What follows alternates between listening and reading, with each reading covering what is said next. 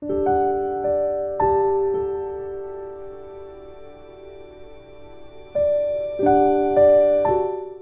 오늘 전하고자 하는 말씀의 제목이 있는데 이와 같은 제목이에요. 하나님을 떠난 권력의 함정, 자만. 이와 같은 제목입니다. 여러분, 이 자만이라고 하는 것은 그 사전적 설명으로 보면 자신감을 지나치게 발휘하여 겸손함을 잃은 상태를 의미하며 자신의 능력이나 성취에 대해 지나치게 믿는 것, 이것을 자만이라고 그랬어요. 여러분, 그렇다면 이 자만에서 한술 더 뜨게 되면 그게 뭐냐? 교만이라고 그래요. 여러분, 교만이란 타인에게 자신의 우월성을 과시하고 뽐내며 건방진 태도를 보이는 것을 교만이라고 그랬습니다. 여러분, 오늘 성경 본문에 등장하는 르호보암이 바로 이처럼 자만심 또는 교만함이 앞서게 되었습니다. 여러분, 자만도 교만도 하나님과 사람 앞에서 바른 모습이 아니에요. 여러분, 그 모습은 자신을 너무나 과신하기 때문에 하나님을 경외하지 않고 그 뜻을 떠나서 자신의 생각과 뜻으로 행하기 때문에 그렇습니다. 여러분, 전에도 나누었습니다. 가장 복된 인생은 어떠한 자의 모습인가? 그것은 자신을 제대로 아는 것이라고 그랬습니다. 자신이 어떠한 존재인가? 내가 누구인가? 어디에서 와서 어디로 가는 존재인가? 여러분, 이 죄성을 가진 죄인의 모습으로 태어난 인생은 자신이 누구인가를 볼 만한 이 능력이 없어요. 죄에 가려진 형태인 것이죠. 그러므로 언제 자신을 제대로 알 수 있는가? 자신의 영혼의 창조주가 되신 하나님 앞에 설 때 비로소 자신이 보이는 거예요. 그 광대하시고 능력이 많으신 창조주 앞에 자신은 얼마나 연약한 존재입니까? 변덕이 얼마나 심합니까? 여러분, 초지일관으로 살아간다면 누구나 다 복된 인생으로 살아가겠지요. 여러분, 그러지 못함을 하나님 앞에 설 때 비로소 볼 수가 있는 것입니다. 여러분, 그러므로 이 복된 삶이란 무엇인가? 창조주 되신 하나님을 경외하며 그 주를 삶의 주인으로 모시고 따르며 그의 말씀을 잘 지켜 행하는 자입니다. 새 생명으로 살아가게 되니 그 심령 가운데 평안이 깃들며 삶의 질서가 잡히고 시냇가의 신비한 나무와 같이 시절을 쫓아 과실을 맺으며 그 잎사귀가 마르지 아니함 같은 형통함과 풍성한 삶의 생명의 역사로 살아가는 존재가 되는 것입니다. 나라가 남한국과 북한국으로 이 분할되는 이 참으로 어려운 상황 가운데 여러분, 르호보암은 이 주의 종의 대언의 말씀을 듣고 그가 하나님의 뜻에 순종합니다. 그러므로 18만 명이라고 그랬어요. 어제 함께 나누었는데요, 저 북왕국을 쳐들어가서 그들을 물리치고 다시금 하나 되는 일에 그가 준비하였지만 그러나 형제간의 이 상쟁을 하나님께서 금하시니 그가 순종하였다 그랬습니다. 여러분, 그럴 수밖에 없는 것이 만약에 전쟁을 일으키면 하나님의 뜻을 거스리시는 것이니, 여러분, 하나님의 뜻을 거스릴 때 전쟁에서 승리하겠습니까? 오히려 북왕국에 잡혀 먹힐 수가 있겠지요. 여러분, 그러므로 그가 순종함으로 그가 성읍을 새로 세우고 또한 국방을 튼튼히 하였다 그랬습니다. 그와 같은 순종의 모습을 보니 하나님께서 그에게 복을 내리사 남한국 유다의 왕성함에 그리고 번영의 놀라운 역사를 허락하셨던 것이죠. 여러분, 그래서 그랬을까요? 나라가 안정을 갖게 되니까 마음이 나태해집니다. 여러분, 간절했던 마음도 사라지고 맙니다. 그러므로 오늘 말씀에 뭐라고 그랬어요? 1절 말씀을 다시 한번 읽도록 하겠습니다. 시작. 르호보암의 나라가 견고하고 세력이 강해지매 그가 여호와의 율법을 버리고 온 이스라엘이 본받은지라. 나라가 견고하여지고 세력이 강해지니 여호와의 율법을 버렸다 그랬어요. 왕이 그러니 온 나라 백성들이 영향을 받아서 같은 모습, 같은 모양의 모습이 되고 말았습니다. 여러분, 매사일의 결정과 그 기준이 하나님의 말씀이어야 하는데 자신의 뜻, 자신의 생각이 기준이 되고 그 뜻에 의하여 행하게 되니 여러분, 하나님이 기뻐하시나요? 그 삶의 질서가 무너지게 되고 여러분, 그 모습은 세상과 다를 바가 없지 않겠습니까? 오늘 이와 같은 르호보암의 모습을 보신 하나님께서 가만히 계시지 아니하세요. 왜 그러시겠습니까? 그래도 하나님께서 사랑하는 자이기 때문에. 다윗과 약속을 하지 않았나요? 너의 이 왕좌가, 이 하나님의 이 나라가 다윗의 이 왕위를 통하여 계속해서 이어지게 될 것이다. 여러분, 사랑하시는 자에게 하나님께서 잘못하면, 그가 잘못하면 하나님께서 징계를 하십니다. 징계가 없으면 참 자녀가 아니에요, 사생자라, 그렇게 성경은 말씀하고 있습니다. 그러니 이와 같은 모습이 나타날 때 하나님의 징계가 시작이 되죠. 자, 이와 같은 내용이 2절과 3절에 있는 내용이죠. 네, 같이 읽도록 하겠습니다. 시작. 그들이 여호와께 범죄하였으므로 르호보암 왕 제5년에 애굽 왕 시삭이 예루살렘을 치러 올라오니 그에게 병거가 1200대요 마병이 6만 명이며 애굽에서 그와 함께 온 백성 곧 리비아와 숫과 구스 사람이 헤아릴 수 없이 많더라. 애굽 왕 시삭이 쳐들어옵니다. 얼마나 많이 준비했는지 그 내용을 보니 병거와 마병과 보병을 끌고 그 수가 세릴 수 없이 많아요. 르호보암이 세운 이 견고한 이 성읍들을 전부 찬탈하고, 그리고 이제 그들이 어디까지 임박했습니까? 이 거룩한 성읍, 이 예루살렘 앞까지 나와 진치게 되었던 것입니다. 여러분, 예루살렘이 어떠한 곳이에요? 다윗 왕이 그곳을 성읍으로 정하고, 그리고 하나님의 집을 세우는 일에 준비했던, 그리고 다윗 왕과 솔로몬이 여러분 80년 동안 그곳을 통치하고 다스렸던 거룩한 성읍 예루살렘이에요. 전에는 그런 일이 없었어요.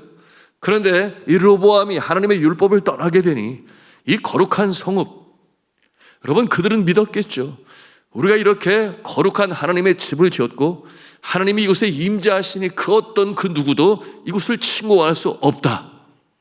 여러분, 이게 맞는 말입니까? 맞는 것 같기도 하고 틀리는 것 같기도 하고. 여러분, 우리 하나님은 무소부재하셔서 특별한 곳에도 계시지만 어느 곳에서도 계시는데 중요한 것은 건물에 갇히실 분이 아니라는 거예요. 그러니 예루살렘 성전 하나님의 집 때문에 예루살렘은 무너지지 아니할 것이다. 이것을 가리켜 이 성전 신앙이라고 그래요. 잘못된 것입니다. 여러분, 하나님은 어느 곳에 임재하시는가? 하나님을 경외하는 곳, 주의 이름을 진정으로 부르는 곳에 임재하시는 하나님 아버지신 줄로 믿으시길 바랍니다. 이 새벽에도 우리가 주의 이름을 부를 때에 주의 이름을 부르는 자는 구원을 얻으리로다. 여러분, 진정으로 주님 앞에 나 자신의 연약함을 고백하고 이 어려운 상황 가운데서 나를 건져주심을 바라여 주의 이름을 부르는 곳이 성소여 주님이 나타나는 곳이죠. 그러니 이 예루살렘, 이 성읍은 위기에 처하게 되었습니다. 비상회의가 열렸어요. 온 방백들이 르호보암 앞에 함께 모여서 어떻게 이 상황을 대처해 나갈 것인가. 그때 주의 종 선지자 이 스마야가 하나님의 말씀을 가지고 와서 그 앞에 섭니다. 뭐라고 말을 해요? 오늘 말씀을 통해서 대합니다. 5절 중반부의 내용인데, 여호와께서 이같이 말씀하시기를 너희가 나를 버렸으므로 나도 너희를 버려 시삭의 손에 넘겨놓으라 하셨다 한지라. 너희가 먼저 나를 버렸으므로, 그렇죠, 너희가 나를 버렸으므로 나도 너희를 버려 시삭의 손에 넘겨놔라. 여러분, 이 엄중한 하나님의 심판의 말씀을 듣는 이 르호보암과 이 방백들의 마음이 어떠했을까요? 이제 우리는 다 죽었구나, 그런 마음 갖지 않았겠습니까? 후회 막급이었겠죠. 왜 이와 같은 환란의 때가 이들에게 왔습니까? 너무나 분명히 말씀하고 있잖아요. 여러분, 최후의 상황에 이르기 전에 여러분 그들이 자신이 왜 이와 같은 상황이 있는지를 깨달아 알게 됩니다. 그러므로 그들이 어떠한 자세가 되는가? 회개하고 스스로 겸비하였다. 이것이 오늘 말씀을 통해서 우리가 대하는 것입니다. 그 전에 미리 깨닫고 회개하고 살았으면, 그래서 늘 주님의 말씀을 행하여 순종하며 살았다면 여러분 이와 같은 비참한 일은 벌어지지 않았을 것입니다. 여러분 그들이 그처럼 자만하고 교만하고 여러분 그와 같은 마음은 투명하지 못하여 볼 곳을 보지 못합니다. 영적으로 눈이 어둡고 그리고 피폐해지는 상황에 이르게 되는 것이죠. 여러분 그렇지 않습니까? 괜찮겠지. 직접적인 심판이 임하지 않으냐 하니까 점점 여러분 그 영적인 상태가 여러분 메말라가고 가물어가고 먼지만 폴폴 나리는 늘 젖은 마음으로 성령의 단비 속에 살아야 되는데 여러분 그와 같은 심령 가운데 결국은 범죄하고 타락으로 떨어지게 되는 것입니다. 여러분 왕의 모습이 그러하니 그 백성들이 영향을 받아서 같은 모습이 되었다 그랬어요. 여러분 우리가 르호보암의 모습을 생각해 봅니다. 즉각적으로 하나님이 심판하셨다면 그러지 않았을 것인데 자신은 또한 어떻게 생각을 하는 거예요? 괜찮네. 이런 재미있는 유머가 있는데요. 한 총각이 하나님께 간절히 기도했어요. 하나님, 저희 예쁜 여자와 결혼하게 해주시면 절대로 바람을 피우지 않겠습니다. 만일 바람을 피운다면 저를 죽이셔도 좋습니다. 이렇게 기도를 했어요. 그런데 살다 보니까 바람을 피웠어요. 그런데 그래도 죽지 않게 되자 몇 번도 바람을 피웠어요. 3년이 흐른 날 배를 타게 되었는데 풍랑이 거세게 막 불어오니까 겁이 덜컥 그 마음에 생겼습니다. 순간 옛날에 하나님 앞에 한 약속이 떠오르니까 갑자기 공포가 임하고 두려움이 임하게 되었어요. 하지만 한편 속으로 생각했어요. 나 혼자만 있는 것도 아니고 이 배 안에 100명이나 같이 탔는데 나 한 사람 죽이시려고 이 배를 설마 뒤집어 엎으시지는 아니하시겠지. 이와 같은 아니란 생각이 다시금 그 마음에 들게 되었답니다. 그때 번쩍 우르릉 쾅쾅 그러면서 번개와 천둥 소리와 함께 하나님께서 그에게 말씀하셨습니다. 내가 너와 같은 녀석을 100명을 모으느라고 3년을 애썼노라. 이렇게 하시는 말씀이 들려왔다 그랬어요. 여러분 우리가 웃었지만 여러분 이런 말 있잖아요. 매를 번다. 세상 사람들이 하는 말이지만 죄를 범하였다면 즉시로 회개하는 것이 하나님 앞에서 옳은 모습이요 징계와 심판으로 가지 않는 방법인데 여러분 사람들은 그러지를 아니에요. 괜찮겠지. 여러분 진심으로 회개를 하였다면 다시는 이제는 그 같은 죄를 범치 말아야 하겠죠. 여러분 그러니까 예수 그리스도께서 말씀하시지 아니하셨어요? 가늠하다 현장에서 붙잡힌 여인, 죄 없는 자가 먼저 돌로 치라. 여러분 아무도 그 여인에게 돌로 칠 자가 없었으니 인생은 그러하다는 거예요. 그런데 예수 그리스도께서 그 사람들이 다 떠난 다음에 이 여인에게 뭐라고 말씀하시는가? 나도 너를 정죄하지 아니하노니 가서 다시는 죄를 범하지 말라. 이렇게 말씀을 주세요. 여러분 그런데 우리 인생은 얼마나 연약하고 부족한지 여러분 그와 같은 때가 있다라고 하는 것입니다. 자, 6절에 보니까 주의 종 선지자 스마야가 대언을 하게 된 이스라엘 백성들이 그 말씀을 들어요. 그래서 이제 늦기는 했지만 왕도 그렇고 그 방백들이 자신의 죄악을 깨닫고 그러므로 스스로 겸비하게 되었다. 교만도 사라지고 자만도 사라지게 되었습니다. 이렇게 큰 심판이 임한 것은 자신들이 범한 죄악 때문이라는 것을 알게 되었고 그 죄악에 보응하시는 하나님이 그 죄악에 징계하시는 하나님이 공의로우신 하나님이다 그렇게 고백을 해요. 이게 무슨 뜻이겠습니까? 본인들이 깨달은 거예요. 이제 그렇지 우리가 잘못을 했지 인정하는 것입니다. 여러분, 그 모습에 하나님께서는 긍휼을 베푸시죠. 그래서 그들을 멸하지 아니하시지만 징계가 따른다. 누누이 강조해온 내용이에요.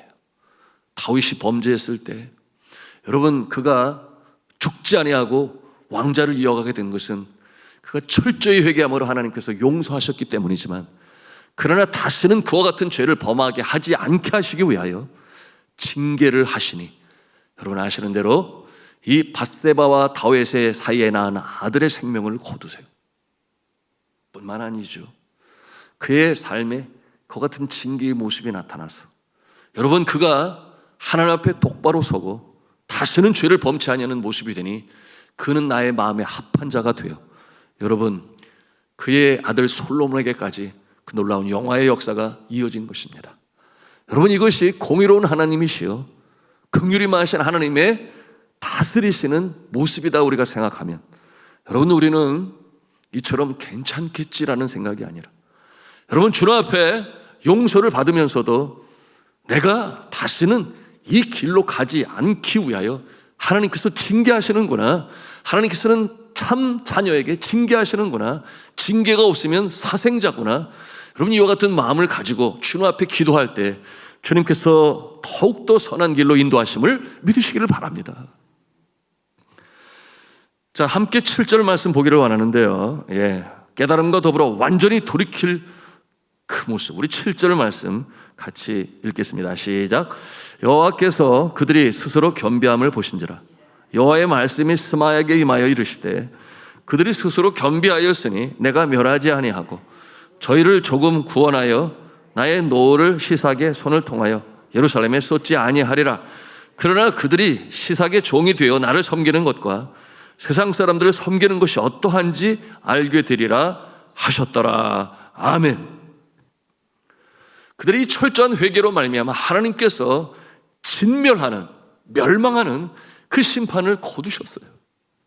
그러므로 살려주시는데, 왕자는 이어가게 하시는데, 그런데 그처럼 교만하고 자만하여 여러분 자기밖에 모르는 그와 같은 모습이 아니다.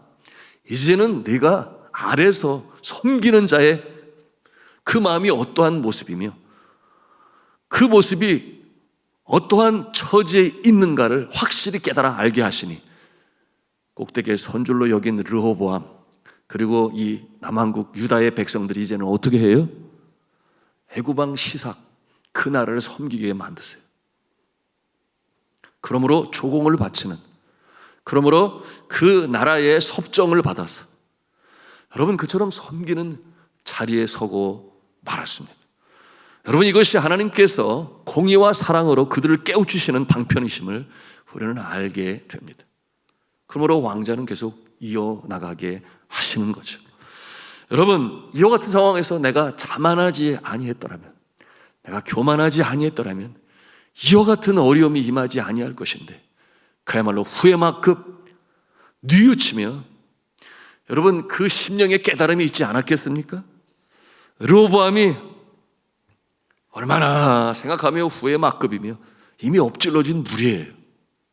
그러나 그 가운데에서도 하나님의 긍휼은 여전히 살아서 어떤 말씀을 주시는 거예요? 내가 겸비하여 제대로 행하면 다시금 번성의 역사가 시작될 것이다. 이 여지를 남겨두는 것이 누구의 마음이에요? 아버지의 마음이에요. 믿음 없는 자녀를 향한 부모의 마음이에요. 아무리 회초리를 들고 사랑의 매를 들어도 돌이키기를 바라는 것이 부모의 마음을 우리가 잘 알지 않습니까? 여러분, 이와 같은 삶이 자주 반복이 되면 안 되겠죠. 여러분, 이 평생에 우리가 이와 같은 모습 한번 크게 깨달으면 사도 바울과 같은 모습이 되는 것이죠. 그러므로 우리가 이 새벽에도 기도하는 것입니다. 하나님, 주의 뜻을 분명히 알고 그 뜻에 순종하며 살게 하여 주시되, 내 자신의 얄팍한 경험과 알량한 지식을 내려놓게 하여 주시고 주님께 순종하며 살게 하여 주옵소서. 기도할 때 여러분의 심령에 성령의 충만함이 임하기를 주님의 이름으로 축복합니다. 여러분, 이 르호보암이 17년을 다스리고 단명하여 세상을 떠나죠. 그에 대한 역사적 평가는 그렇게 긍정적이지 아니합니다. 자, 14절 말씀을 같이 읽습니다. 시작. 르호보암이 악을 행하였으니 이는 그가 여호와를 구하는 마음을 굳게 하지 아니함이었더라. 그는 악한 왕으로 그렇게 평가를 받습니다. 그 이유를 지적하고 있으니 뭐라고 그랬어요? 초두에 말씀을 줬습니다. 자만하고 교만하여 하나님의 뜻을 저버리고 자기의 뜻과 생각으로 행하였더라. 말씀을 맺습니다. 권력의 함정이 뭐라고 그랬어요? 자만이라고 그랬습니다. 교만이라고 그랬습니다. 하나님을 경외하지 않는 모습이죠. 그의 뜻에 순종하지 않는 것이죠. 그러니 성경은 말씀을 합니다. 하나님은 교만한 자를 대적하시고 겸손한 자에게 은혜를 베푸시느니라. 또한 말씀하기를 손줄로 생각하면 넘어질까 조심하라. 그렇게 고린도전서 10장 12절에 말씀하고 있습니다. 전에 사랑하는 성도 여러분, 오늘도 자신을 스스로 겸비하고 그리고 하나님을 경외하며 나의 창조주가 되시고 나는 피조물이 되니 주의 율례를 지켜 행하는 것이 칠소가 잡히는 삶이요, 또한 주님께서 예비하신 하늘의 신령한 은혜와 땅의 기름진 복이요 생명을 얻게 하시되 풍성히 얻게 하시는 삶으로 살아가는 것이니, 이 모습으로 다시금 주 앞에 서시는 여러분 또한 이 종이 될 수 있기를 주님의 이름으로 축원합니다.